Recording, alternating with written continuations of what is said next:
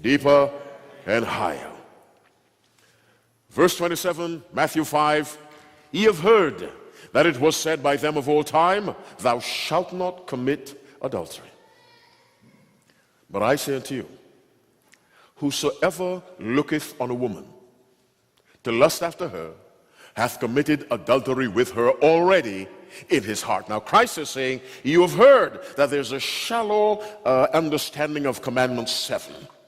As long as you do nothing physically, then there's no, you're fine.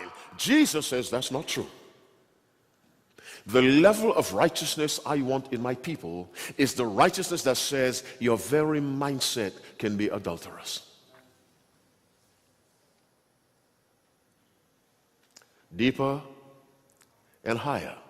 Now I said, based on Deuteronomy 6:25, not I, the Bible, and this shall be our righteousness if we observe to do all these commandments before the Lord our God as he hath commanded us. Now Jesus tells us how to do these commandments at a depth and a height that represents a righteousness that exceeds.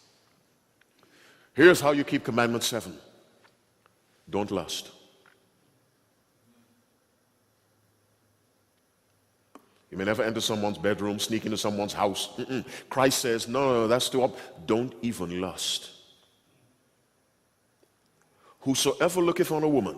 Let me bring a few observations regarding that statement. He doesn't say, read the verse for me, verse 27 of Matthew 5. What does Christ say? Whosoever looketh on a woman. Is that what he says? No, read it. Is that what he says? But I say unto you, keep reading, what? Whosoever. Does he say, if any man looks on a woman? What does the verse say? Whosoever. If you're a woman lusting after a woman, does that happen? Are you shy? Do women marry women in the United States? Whosoever. Woman looks on woman, man looks on woman, man looks on man. Do men marry men in the United States?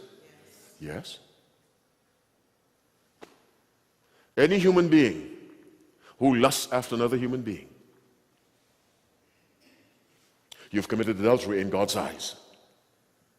And while no one can be jailed on the earth for lusting, you are jailed in the heavenly courts. Now, I went back to Deuteronomy 6:25 to make this connection. The verse says, and it shall be our righteousness if we observe to do all these commandments before the Lord our God as he hath commanded us. Now, so righteousness is associated with obedience to God's law. Jesus Christ now says, deep righteousness. Are you with me? Righteousness that exceeds, he defines it by going to the law. So when Jesus said in verse 20 of Matthew 5, for I say unto you that except your righteousness shall exceed the righteousness of the scribes and Pharisees. Someone might have said, how? Give me an example. Christ says, go to the law. Look at commandment 6, thou shalt not kill. Look at commandment 7. He just needed to use one to refer to all the others. Are you following me? He just needed to use one. What am I trying to say to you, my brothers and sisters?